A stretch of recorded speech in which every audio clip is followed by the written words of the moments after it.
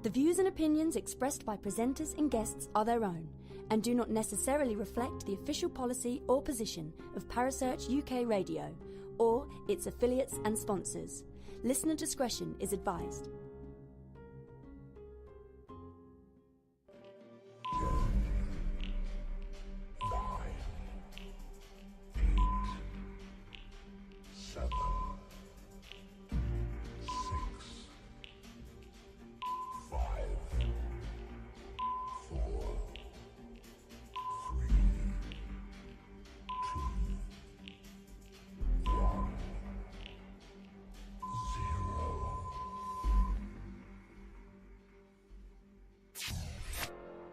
You're listening to Paranormal Concept right here on Parasearch UK Radio with your host, Paul Rook.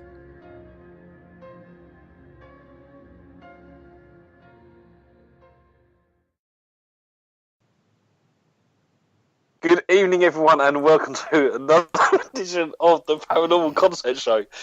I'm your host, Paul Rook, and tonight I'm joined by the ever-lovely Kerry Greenaway. Hello, Kerry. Good evening, Paul Rook, and how are you tonight? Fantastic. You don't give me much time to start the show, do you? It's because your jingle. It's because your jingle is so short. It catches me out every single week. Yeah, I don't know. I end up going, I'm mute, go. You don't even do me a countdown. You just go, quick, Paul, go! Good sentence. Well, it's all the fun of the fair is all I'm going to say. Yeah, okay, that's fine with me. I want to know where my bread's buttered, but it's fine. I haven't had time to put up the chat room, yeah? Well, that's because you were too busy waffling on and not paying attention to the time, mate. Wasn't told. Anyway. Subject mid-sentence yet again. I want to welcome Gemma to the show. Hey, Gemma. Hi, guys. You okay? Yeah, not too bad. How are you? Yeah, not bad, thank you. I mean, I've got to say that was the funniest start to a show I've ever had. Paul can't even say good evening because he's too busy laughing. I can't even remember what I was saying, and it's like, yeah, mid-sentence, go! I was like, okay. Keep you on your toes is all I'm saying, guys. Keep you on your toes. Yeah, absolutely. I'm going to start doing the studio myself, I think. Oh, you heard it here first, peeps. I kind of just assume he would realise that at 9 o'clock we would go live, and that he would have to. I just assume he's been doing this so many years, Gemma. You would think, wouldn't you? I know, right? You would think, hang on, an old pro at this will know what he's doing, but not Paul. No, you're just going to get. Hello. Start to the show. How about that? That was. We can start again. We can start again. Let's do it again. Let's do a rerun. Yeah. Okay. No. No. Oh, okay. Carry on then. Right, let's just go into the show. So what to you then, Paul? What have you been up to this weekend, then, Kerry? Who, me? Oh, I went on a long train journey. As well, I went on a long train journey to see a friend of mine on Sunday with the lovely Ashley Nibb, and we went to see a fantastic author of the paranormal named Eddie Brazil. So that's where I went this weekend, and I love Eddie and his wife Sue. They're awesome. Excellent. And I got very drunk. Oh, so you didn't do no investigating, you just got drunk? Yeah, chatting paranormal stuff. It was a fantastic day. Awesome. Yeah, sounds that's good. What I did. What did you guys do? That's so much. Ask? I was stuck in a dark room with Paul. Oh, was you now? Yeah. Somebody has to, don't they? Was it a cold derelict room by any chance? Oh, no. It was quite a nice room, actually. And there was bubbly in the fridge. Apparently. What? There was bubbly in the fridge as well. Was there? Well, that was rude. Oh no, they didn't tell me till a bit afterwards. I was like, you could have told me. You were leaving. Typical. I see who would have had that. So the guys were at Saltmarsh Hall this weekend, and a lot of the Parasearch team were there, and they were investigating, actually going out and doing some investigating for themselves, weren't you guys?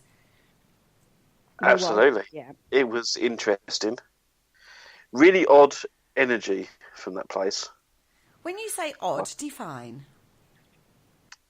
Odd, strange, weird. That's really helpful, that, Paul. Yeah, you're really helping Kerry here. Oh my God. But okay. No, seriously though, it just had this really strange atmosphere. It's really hard to describe. It was, although we got some sort of some activity going on through the night, but it wasn't anything extensive. It was just little bits and pieces here and there. But it just, I don't know, it just didn't feel like any other investigation that I've ever done. It was just that the energy was so, it was very light atmosphere, and it was just strange. I don't know. Maybe it was just me though.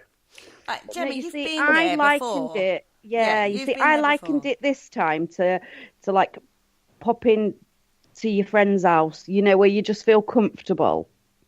Whereas I've been before, and the last time I went, the only word you could use is oppressive. It felt awful last time I was there.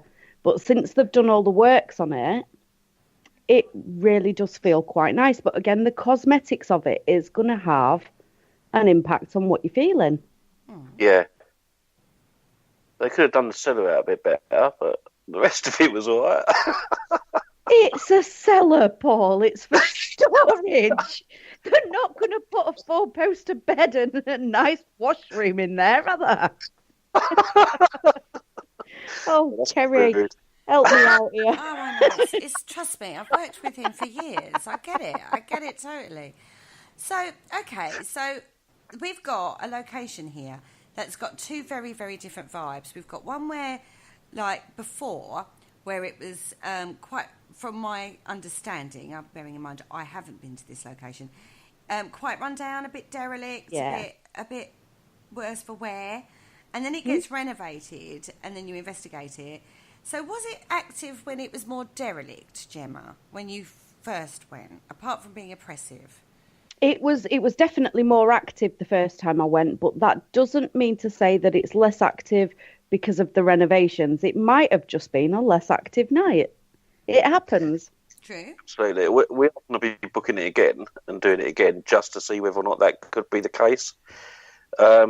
But also the layout has been changed as well. Completely changed, yeah. Like the staircase. So when we was in that room, in that bedroom, it was like we worked it out that in what the plan was before, Gemma and who was sitting next to you? It was Vicky. Okay, yeah, Vicky. They were sort of sitting in what used to be the stairwell. Right. As Yeah. So if you're going to be thinking about residual energies and stuff, you're basically sitting in the stairwell as opposed to the bedroom. So I don't know whether or not you'd get much activity in there on that particular. Oh, I don't know. Stairwells can usually be quite little hubs of activity, can't they, when you think Yeah. about it? Depends if anything happened on the stairs. Well, they usually do, don't they? Yeah, quite often. More often than not, actually, in all fairness. But Well, I mean, when you went downstairs you went into that little room that... So you came out the kitchen door, your first door on the right, there was like a little room, wasn't there, that wasn't quite finished yet? Yep. And in front of you was the staircase. Mm-hmm. That staircase would have been the old staircase, so that would have been where we were sat upstairs. Right, okay. Because the orientation when you're up there can throw you off completely as well, can't it? Because we went up the opposite way. We got lost at one point, wasn't it?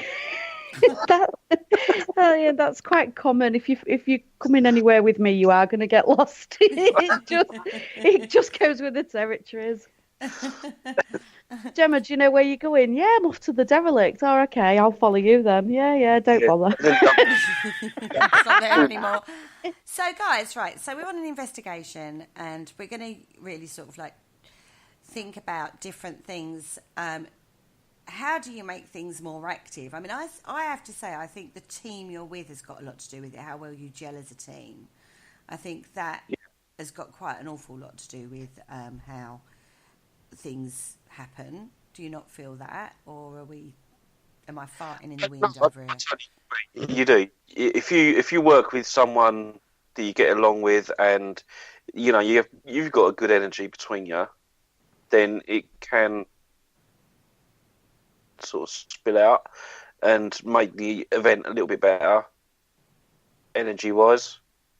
I agree with that because I've been on investigations before and there have been people where they've been so closed, it's almost like close the energy of the entire group of people. So it's, I pulled one person to one side and just was like, come on, open up a little bit because this is ridiculous. I can't get off my feet off the ground spiritually here. So I know what's going on. Do you know what I mean? That was with a friend, so I was able to say that. But if you've got like members of the public coming along as well, it's a little tricky, isn't it, sometimes? Yeah, definitely. It can be, without a doubt. I mean, when I've got a member of the public that's slightly closed off, I try and make them laugh because the laughter increases the energy and then you've got more likelihood of something happening. Yeah. Mm-hmm. That's it. I mean, it's all down to techniques as well because, you've obviously got the experiment type of investigation, but then sometimes you get just as much activity when you're not doing any investigating whatsoever and you're just standing there in a room having a laugh with each other. Yeah. So it's almost like the spirits want to take part in that. So that way you're not inviting them to come forward and perform for you, but you're trying to involve them in the situation that you're in. And I think that works as well, just as well as, asking them to come forward, so if not better. So do you think expectation is a huge problem then? Everyone expects to go and see a ghost or have activity. Massively. It can be. Absolutely. Yeah, without a doubt. How many people do you find come on an investigation and expect everything to be moving like it does on the films? Yeah. In an ideal world, that would happen, but it doesn't. And an investigation isn't about that at all. It's not about objects being moved or thrown.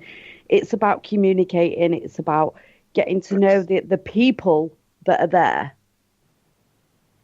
Well, yeah, that's what the events side of it is about, I'd say.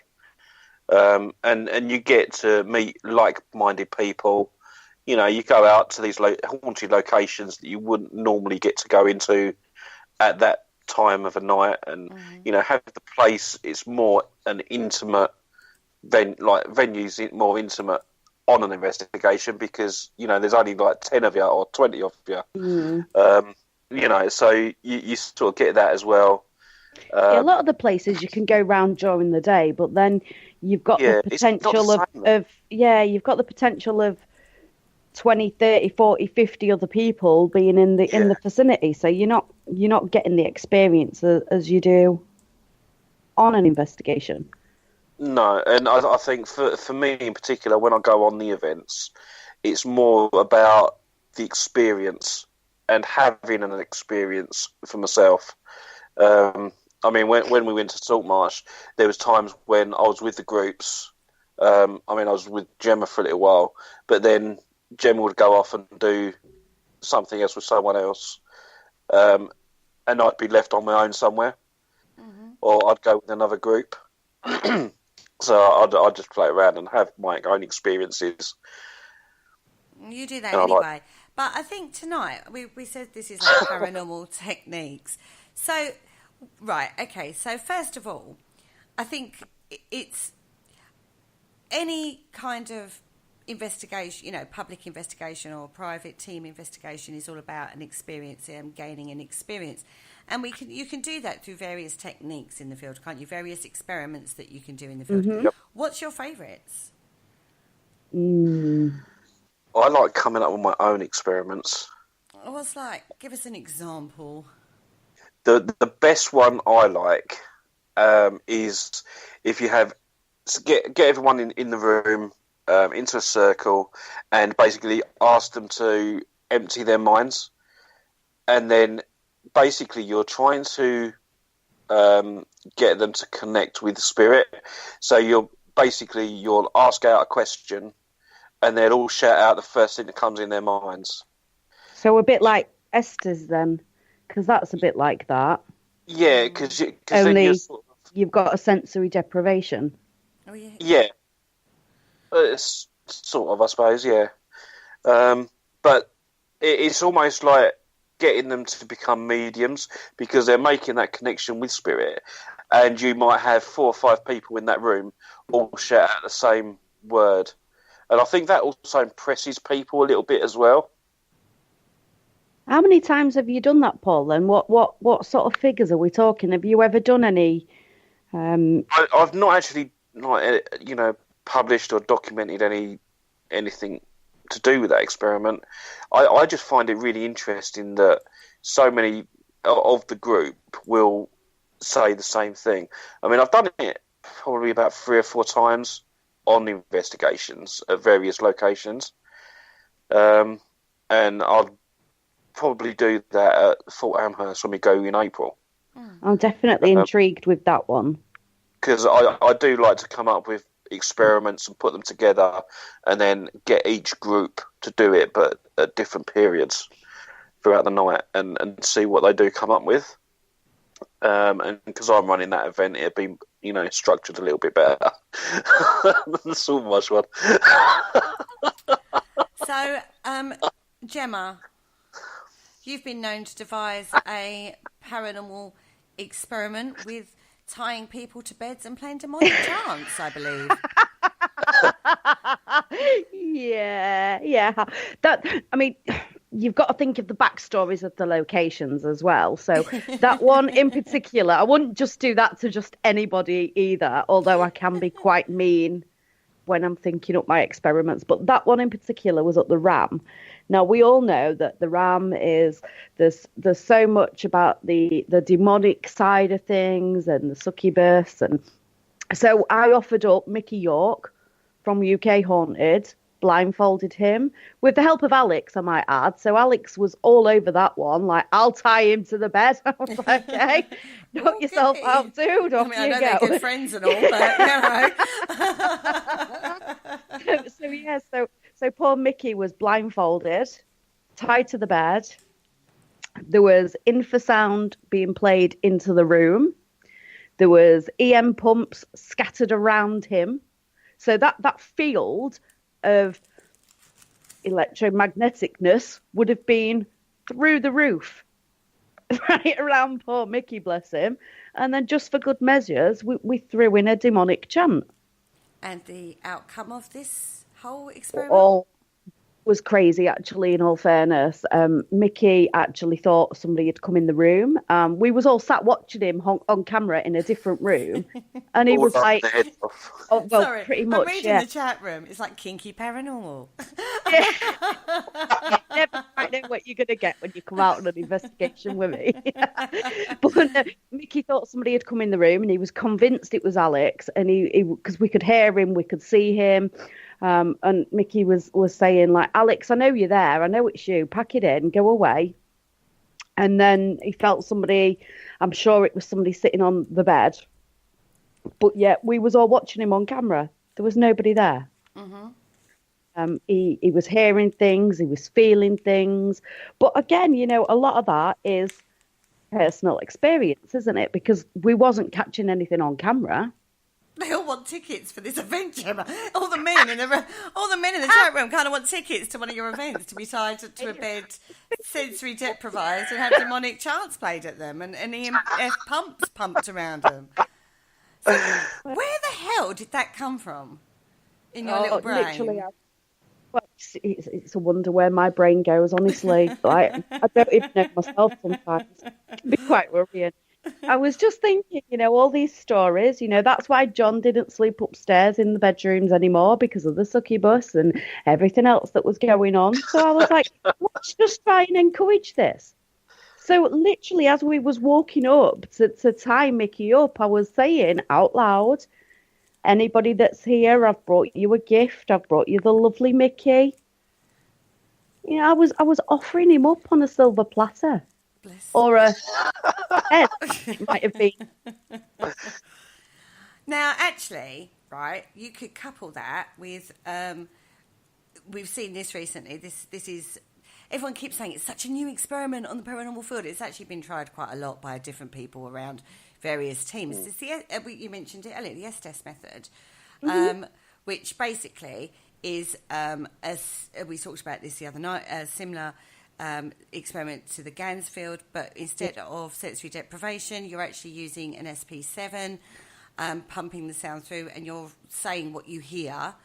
So it's a sensory stimulation rather than deprivation. So you could do that with this experiment, couldn't you, really? Yeah, without a doubt. Have Mickey shouting out what he's getting. Yeah. or any male that wishes to be stretched to said bed. You see, this is it. I mean, I don't just stop there either. There's been so many that I will just, in my own little world, I'll just be sat reading a book, and then all of a sudden it's like, oh, I know. Like Hellfire Caves. Mm-hmm. We all know the story of Susie in Hellfire Caves. So when I went there, I decided to make little checkpoints through the tunnels and stick a little pen next to it, and then take all mobile phones, torches, anything that could give light off people, and send them down the tunnel and see how far they could get before they got too scared and had to turn back. Or walked into a wall, knocked themselves out and died. With a tea light.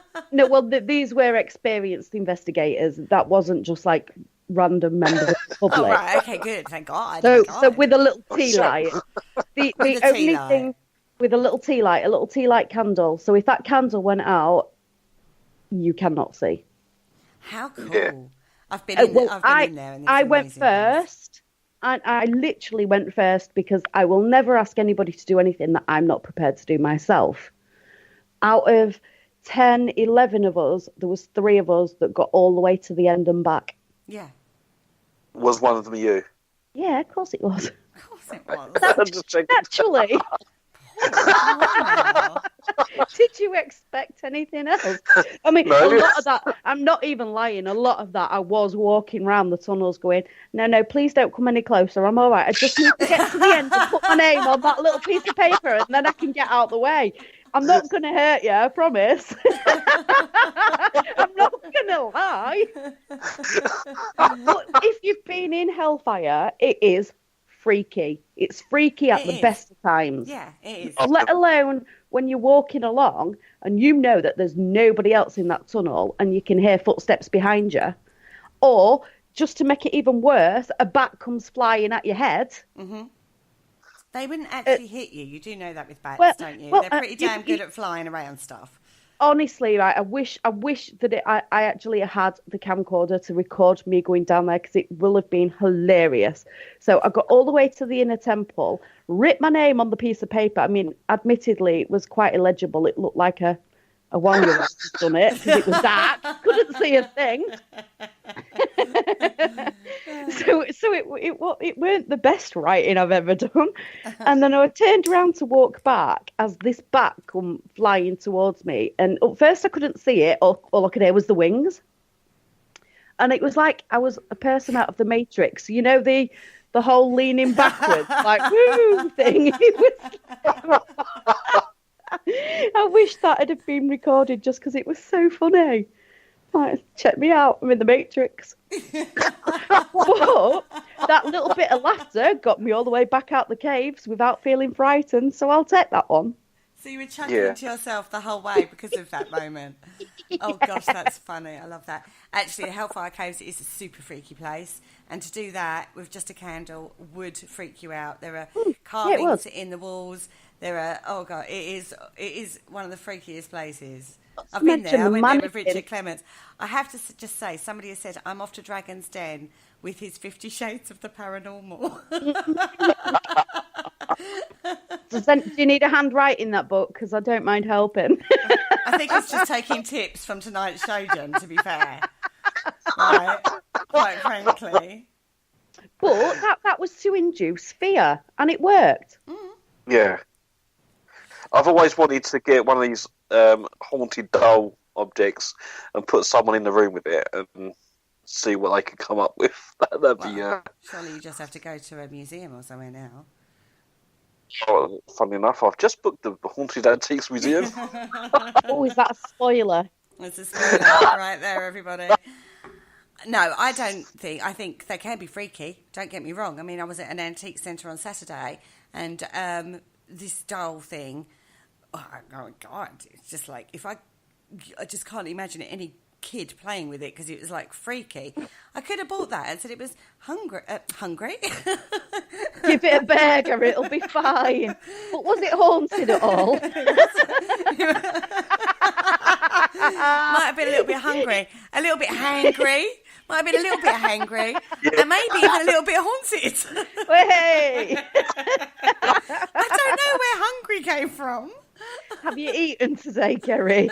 Are you hungry, love? Maybe a little bit. No. It's like a Freudian slip of just feed me, I'm hungry. No, but it was freaky. So I could have bought that doll. It was a tenner, right? And I could have put it up on, eBay. Somebody for £800, and I could have said it was really haunted. I mean, you've got a haunted doll. You've got the lovely Savannah. Have you had any activity with Savannah? Me personally, no. But I'm reading the chat room. Sorry, I'm reading the chat room. Just twigged. Me personally, no. It's more around males that Savannah seems to show herself, if you will. Like lots of men have had experiences around her. So we're offering Savannah out on a buy one, get one free with my hangry doll.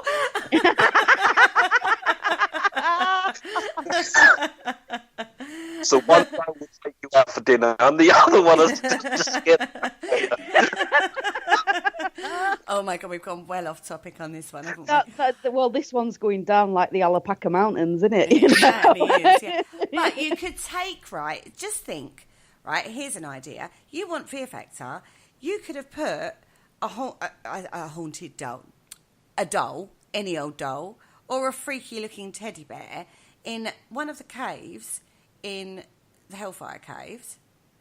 How freaky would that have been if they weren't expecting it? Oh, I think that place is bad enough with the mannequins that are hidden. Can you imagine a doll as well? Mannequins are freaky, aren't they? Or just top it off, stick a clown in there, and I won't be in there for dust. That's just a Halloween event right there, isn't it, everybody? So we have other techniques that we use. We all use, they've talked about the Singapore theory in the chat room. Now, I have to say, this is very relevant to your location. I have been on events before where they thought that playing Britney Spears was a good Singapore theory experiment in a place that was a World War II fort. Yeah, because I'm Hit sure... me, baby, one more time. Really? It's not that uncommon because I know a team that actually went to the Hellfire Caves and started singing Let It Go from Disney's Frozen. That's exactly what I thought as well. Yes, Ashley Nib. Wait, what? Where's the link there? No idea. To the row and all that. Okay, so what about... Okay, so that's fine if you're talking about bringing a team together and getting the energy of the actual team together, right? A good old sing-song, we all know, helps bring people together. It ain't going to attract a spirit because they're going to be like, oh, my God, no, what the heck is this?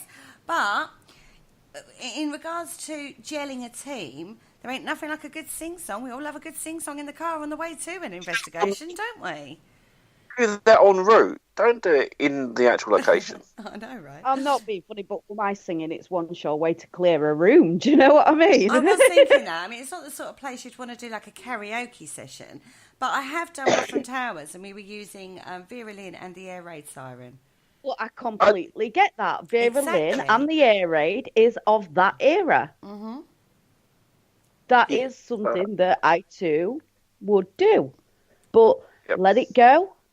Please do. Do just that. Let it go. Do us all a favour. I bet that echoed around the Hellfire Caves beautifully. Because never bothered me anyway. Yes, it did. Oh, Phyllis just said agadoo. Yeah, absolutely. But Push a again, pineapple, shake that tree, everybody. Come on, spirit, shake that tree. Let's do the conga. I mean, come on. There are... Oh, she's actually doing the actions now. You have to be relevant. So if you're going to use a technique to attract, or try and attract, should we say, then you have to be time relevant. And so for that, you would kind of need to know a little bit of the history of the location, even a brief outline of the location. Yeah, it doesn't have to be masses amount, not for an investigation. If you want to go down that route, by all means do, dig away. But a basic outline so that you know what sort of era. Try era. I'm asking now. Look, there's you with your hungry, me with me area. Paul don't even know how to open a show. What a night.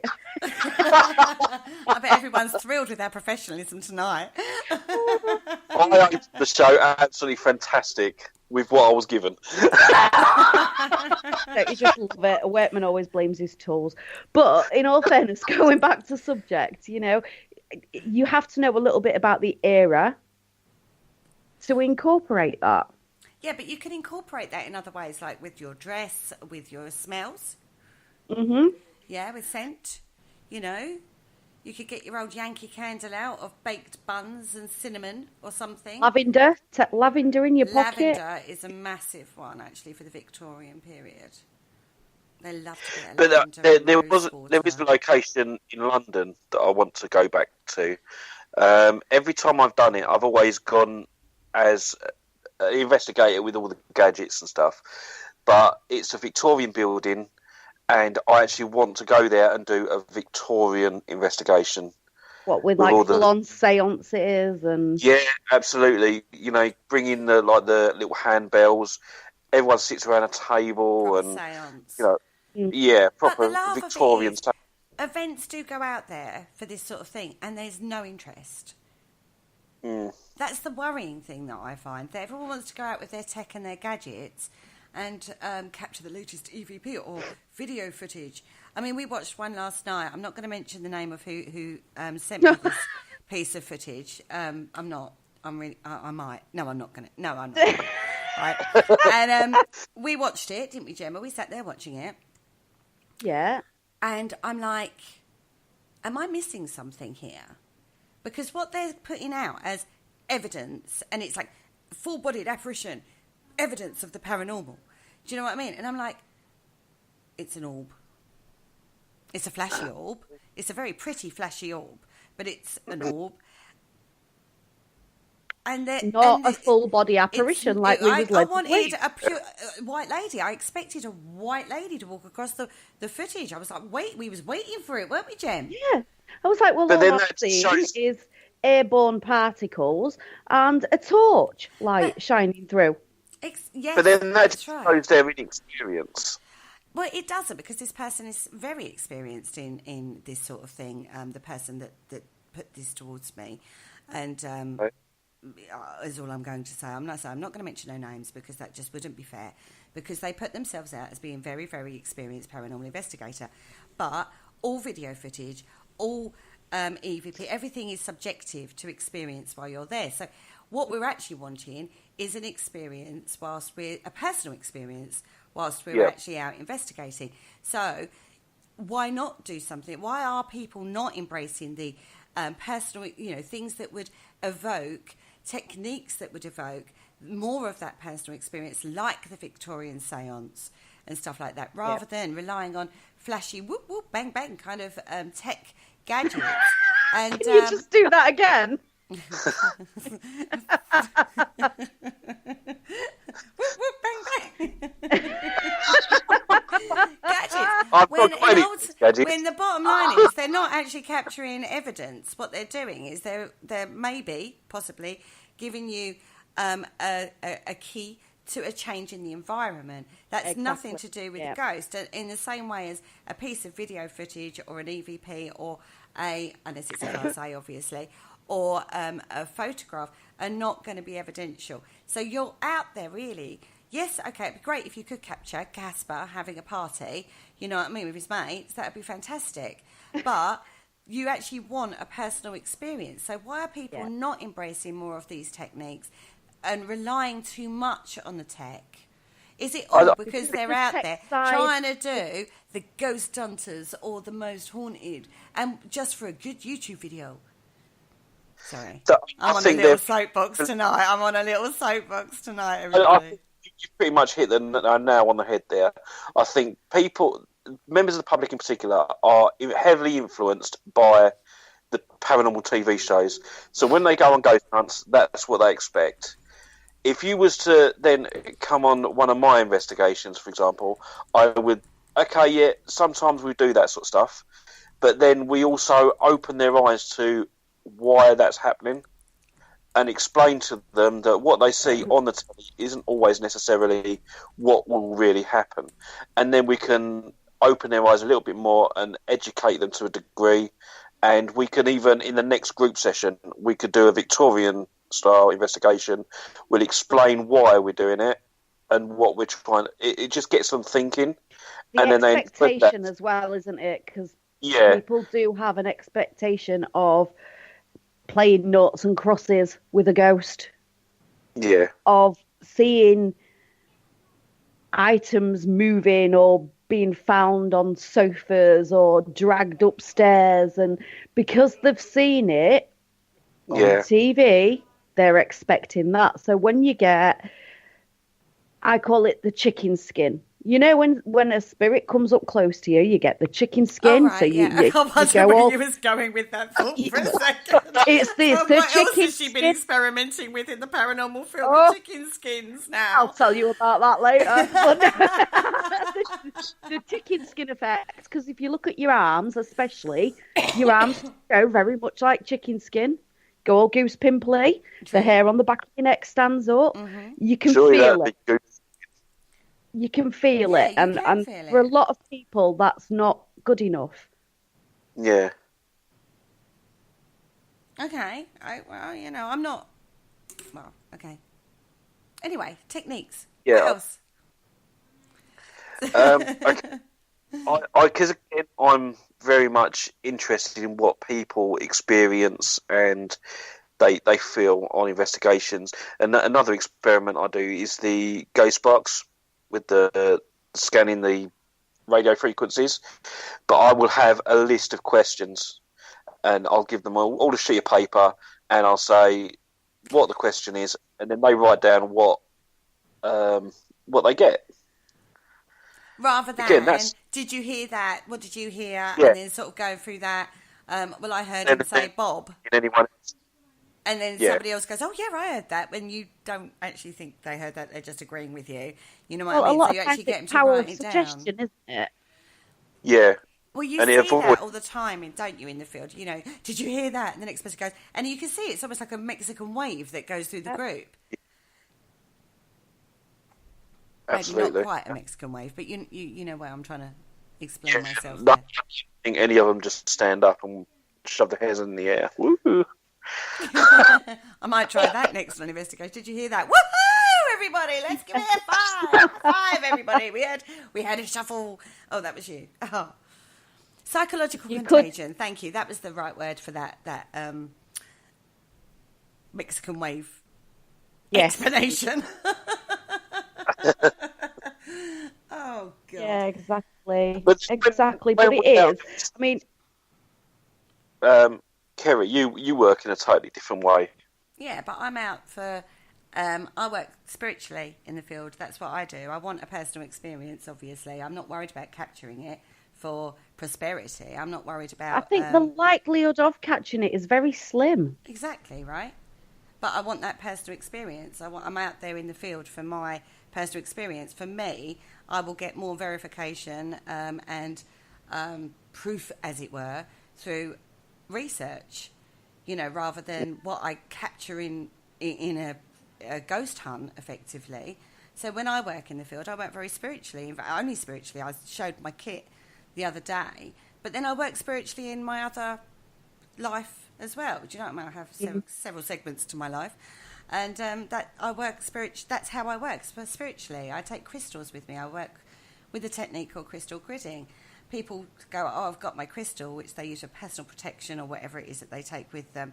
But I actually use them in a way.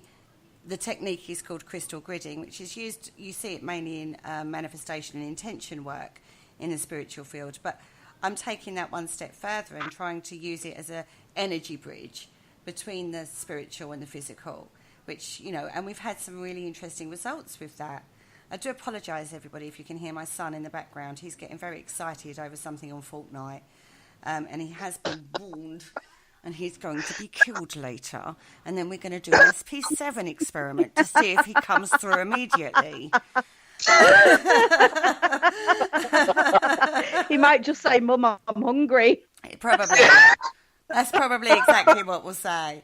But that's what I do in the field. I work very spiritually. If I'm having a group, and when I'm hosting on an event, you won't find me with voice recorders or SP7s or mel meters or REM pods. You won't find me with any of that kit even. You'll find me going, let's sit down and do a pendulum workshop or a scrying workshop, or let's try this, let's do crystal gridding, let's explain those techniques, those spiritual techniques.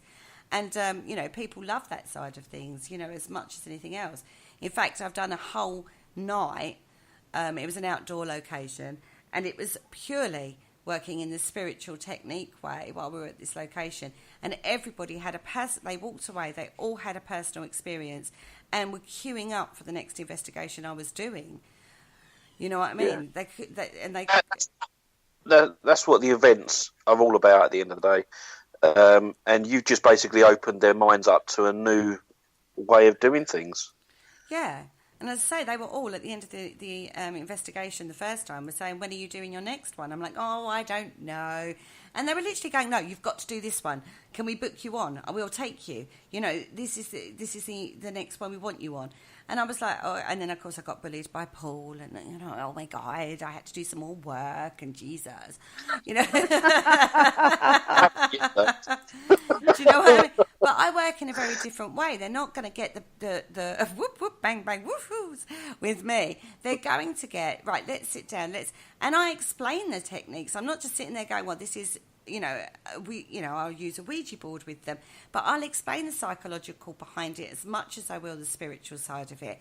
So they know exactly what they're dealing with. It's not, I'm not sitting there going, wow, if you tune in and then you get your pendulum, you're going to get spiritual activity. That's not how I work at all. But they loved that, you know what I mean? And then talking different techniques with them in regards to working in a spiritual way was very well received by the guests that we had on that particular event.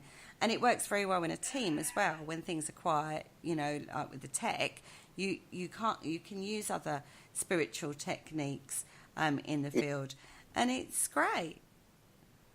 Well, I think it is, but then that's how I work. So, Exactly. No, I mean, as much as some of the tech does make it easier, I don't like using it. I'm quite happy going off and just sitting in the dark somewhere quietly and just getting the atmosphere and soaking that up. And yeah, it's just so much better. And then you get your own experiences. I mean, I remember when we was down at Margate, we had I was actually sitting a couple of rows back from this main stage.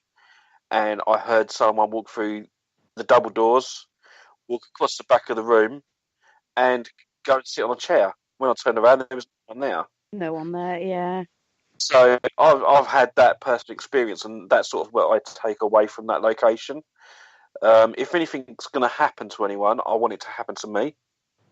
You know, that's why I set up the paranormal team in the first place, because I wanted the personal experience.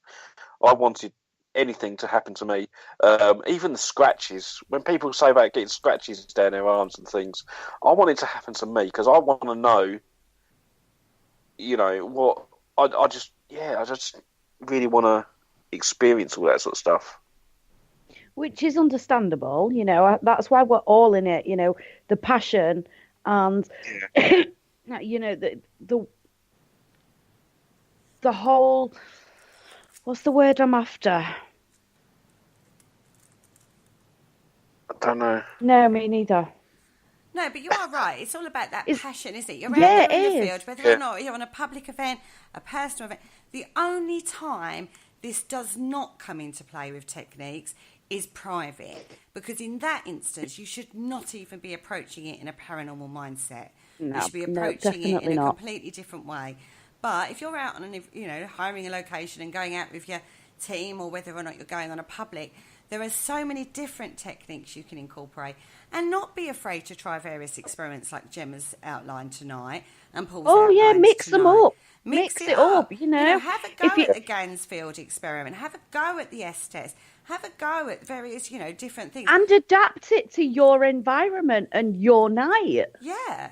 Nothing There's wrong no with that. saying it has to be done exactly the same, you know. Yes, these methods were first documented or first released and you know, whatever, fine. But there is room for adaptations to be put in. Yeah. Absolutely. Evolve them. Make it your own. Yeah. Very much so.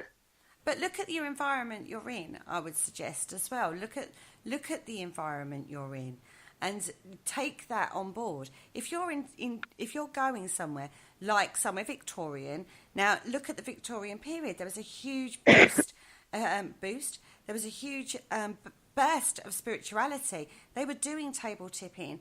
They were doing seances. They were doing those kind Tarot of things. cards. All of that was very prevalent as parlour games. General everyday parlour games. That's how they amused themselves. They had no X Factor or, dancing on crappy ice. That's how they used to amuse themselves. Look at things like that. I honestly think those sort of experiments will get more activity in a Victorian location than anything that we've come across recently. Yeah. Yeah. I think, yeah. So that's why I would like to go back to this Victorian location in London. Well, Phil's hit the nail on the head in the chat room. Just go back to basics. Forget the thousands of pounds of Absolutely. Yeah. I mean, don't get me totally wrong. agree. I do love kit. I do love the tech side of it, as you guys know, because I will look into the ins and outs of it. How's it work? What does it do? But that doesn't mean to say that I only trust kit, because I don't. How many times have I said you've got to trust your own instincts? Yes. Oh, very God, much yeah. so. You was given all these senses for a reason. Use them. Use them, Yeah. but be aware of the flaws within them. In the same Oh, way God, as you yeah, know the false yeah. positives in your tech, you've got to know the false positives in your eyes and ears and body senses and stuff like that. Because there are some, which we have covered plenty of times on different shows Yeah. on Parasearch Radio, because we are awesome. But I'm just saying. But, Ashley has put a lot of tech is in misdirection to many in the field. Flashy lights or bleeps are associated with intelligent communication. This has got no basis in fact. It needs a hell of a lot more evaluation to comprehend it better. And Exactly. perception is a big thing, yeah, right? Perception of Yep. what you're getting at a time is a big thing. They're very nice and they're very reactive. You go, oh, it went bright red, or Yep. whatever way around it goes, red to green. Yeah, yeah, you green was to right, red. yeah. Right, yeah. Green to right, red, yeah. Yeah, you know what I mean? But it does not mean if it just happens to hit just because you've asked a question at that time that you're getting an intelligent response. No, it means that there was a change in the atmosphere, change in the electromagnetic field around that piece of equipment, depending on what type of equipment it is as well. Will give you, anyway, that's a whole nother show, but it will give you another reading, and it's not saying that, yes, there's a ghost there at all. No, but a lot of teams will say that. I mean, do you know what? I've got a cheap version of the EMF meter, and we was on investigation, and one of our members of the public, they was using this piece of equipment, and it kept going to red, and it stayed there for long periods of time. And they're like, oh, the ghost is standing there. The ghost is standing there. And I'm like, no, actually, it's not the ghost. I think it's the piece of equipment. I think the battery needs changing. Which it probably does. It was the whole battery. And so I changed the battery for them. And then it just went back to green. And there's nothing there. And then off you go. But again, exactly. So you do need to know your kit. Yeah, that's knowing your tech. But in the same way, you need to know your body as well, in the same way, and the false positives your body can give you readings and inverted commas there. But it is great to try different things when you're out in the field. You know what I mean? Don't be afraid to try the spiritual. Yeah, definitely. Yeah. They're talking about... This is why I like... Sorry, they're saying if you're going to do a Victorian seance, don't forget the cheesecloth. This is going back to Helen Duncan Smith, who regurgitated cheesecloth and various other things to prove ectoplasm. Lovely, right? But I wouldn't go that far. I wouldn't suggest that's a good paranormal technique to try, everybody, because, it's a little gruesome, You're quite choking. frankly. But like, if you're going to like a Middle Ages, think about the superstitions and things that they would have had around those days. If you're going to a war museum, think about the evocativeness of some of the triggers that would have been used there. I mean, I think the worst one I saw was somebody bought an old Bible, just any old Bible. It wasn't supposed to be haunted or anything. It was just an old Bible, and everywhere they used it everywhere. And I'm thinking, but if they're not religious, I don't see the relevance. But then would anything matter as a trigger object? Move that. If it may be, actually, if you're not religious, you might be going, oh, get the Bible away from me. Get it away, it burns, it burns. Exactly. Or you could be picking up going, oh, it's my Bible. I don't know. But I just think you have to be play to the time and place, the environment you're in, and play with that. And I'm not saying don't use tech. I'm not sitting here saying don't use tech just because that's not what I do. I'm not casting judgment on anybody who does. But use it all together. Don't be afraid to try new things with, Ouija boards. I mean, I've had people do Ouija boards where their fingers... no, not Ouija boards. The glass thing on the table. Divination. Yeah. And they've had the fingers upside down instead of the other way up to stop people. You can't push your fingers upside down. Blindfolded whilst doing a Ouija board session. That's always interesting, that one. You can't see the planchette where it's going. It's amazing how much gobbledygook comes out of that thing. Little things like that, tweak it. In fact, a blindfold should be part of your tech. Yep. I have a blindfold in my kit, So do I. As well as shackles, Gemma, I understand. Yes, handcuffs are also a part of my kit.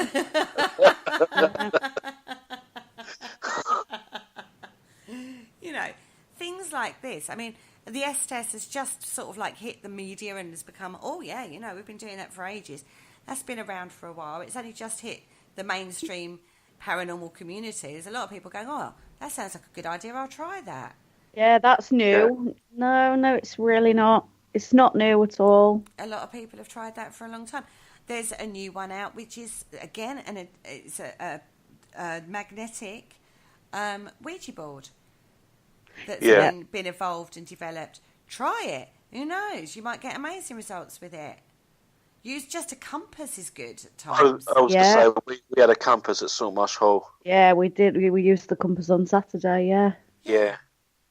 Use different It things. works on the same principle as their hands-free Ouija board. Yeah. Uh-huh. And you'll be surprised, actually, how that leads you down different pathways as well. And you're not, Absolutely. and you're not actually... I mean, in all fairness, a compass for me might actually be a bonus because I might actually be able to find my way around. It's only if you know how to read a compass, my little lovely. Follow north, you can't go wrong. Just end up in the car park, yeah. You know, just and don't be afraid to tweak things and try new techniques for yourself. There's loads and loads of ideas out and about. See, this is why I work with other teams. This is why I like working with other teams, because you know, you can experience the investigation techniques that they have, and then maybe you could use them or even tweak them to suit you. Yeah. And it just evolves constantly. Where was that had the bed frame that they had hooked up, and they said that if anything touched it, it would set off a... What was that one about? Oh, that was the gatehouse, wasn't it? Right. Yeah, well, how was that? Because I never really sort of got my head around that one. Were they trying to electrocute the spirits? Is kind of what I was thinking on that one. yeah, no, I think so. No, I think what they were doing, basically, if anything went near it, it sparked. Yeah, but every bug in the room would, like, set that off. Well, yeah, I think it's the biggest bug catcher of the... How on earth would you get a good night's sleep? What was that going? Zzz, Yeah, zzz. you're laying in bed and all you can hear is zzz. I'd be like, do you mind? Beauty sleep needed. It worked on the same sort of principle as almost like a Faraday cage, but they electrified it. It was, yeah, I don't really know what the thinking is behind that piece of equipment, but, you know... It was a technique someone thought of and thought, let's give it a go. Exactly. I don't know whether they've had anything happen or whether they've documented anything, but it'd be worth keeping an eye out for, because I've never seen that being done before. No, in my luck, I'd walk into the bloody thing. Yeah. Me and my compass trying to find my way around. Straight into the electrified bed frame. You know. Anyone seen Gemma? No. Last time I saw it. Yeah. She tried to go through the doorway where we had the electrified bed frame thing. But at the end of the day, it was an idea someone had. They tried it out. We don't know what the results were on that one or the thought processes behind it. But that's no different from some of the tech boxes that people have tried in the field and had interesting, I'm going to go with the word interesting, results, like the Wonder Box. Yeah. It's got a crystal, it's a lovely amp, it's got wires and curly bits and all sorts of wonderful stuff out of it, isn't it? If you don't try something, though, you don't know if it works. You've got to try and expand on these experiments, and you have got to try. Yeah, just make it your own. Add little things, check things out, put little twists in, like handcuffing and blindfolding and taking senses away, or adding infrasound or white noise or pink noise, or just try it and document your evidence. Yeah, document it. Not much evidence. But document the results that you get by doing it. Try it more than once. I would love to be able to create something that could actually capture a spirit. Wouldn't we all? Yeah. Get in the queue, Paul. Get in the queue. me and Kerry, we've had this. We've done the show on this. And we come up with a theory. I would love to be able to put that into practice. Oh, God, that was off the back of a Ghostbusters show, wasn't it? Yeah. Good God. That was going back some, Paul. But yeah, no, we done it, and we. Oh yes, I remember that. Yes, God, yes, I've even got diagrams for that. Yeah. I have. Why am I not surprised? I know, right? I actually started to seriously research that, and then thought, I'm not. Why am I even trying to? I'm not an engineer. No, but we still come up with a theory on how you could actually capture a spirit, and I would like to see whether, Oh, I think we shall be discussing this after the show. I think I'm going to have to dig that show out, and because that was funny and interesting, and we did. We came up with a lot of different theories on how to actually capture a ghost, wasn't it? How to do it? Could you actually do it? Yeah, God, you rattled. The ghost special when they wasted everyone's time bringing out that last movie. I beg your pardon. Anyway, we've got 1 minute to go, Paul. Let's wrap this show up before you two get into an argument. I'm looking forward to the new movie in 2020. I'll do another show then. Oh, God, yeah, I've still got the diagrams for that.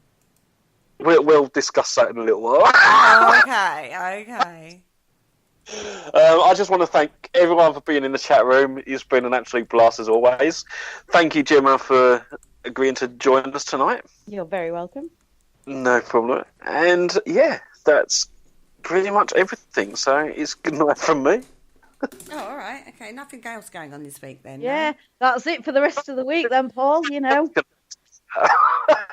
Are we not? Kerry, over to you, love. Oh, okay. Yeah. Well, tomorrow night on Parasearch Radio, if 9 o'clock, if anyone's interested, we've got Penny on Haunted Histories talking about Myrtle's plantation.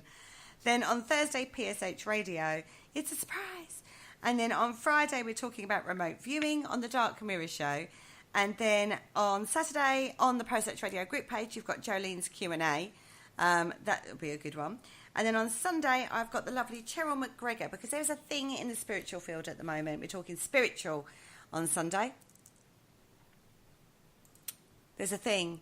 Everybody seems to be coming up with pulls towards ancient sites, is all I'm saying. Interesting. So it should be very interesting. Some of the readings and feelings you're getting in the... Anyway, that's a different show. And that's Sunday. Sounds good. If you miss any of our shows, where do you need to go, everybody? YouTube. That's where you need to go. You need to go over to our YouTube channel. We have every single show ever that Parasearch Radio has put out there for you. There are hundreds and hundreds and hundreds which you can fill your boots with. And if you go over there, don't forget to click like, share and subscribe. Over to you, Paul. Okay, so now can I say goodbye to everybody? Yeah, now you can say goodbye.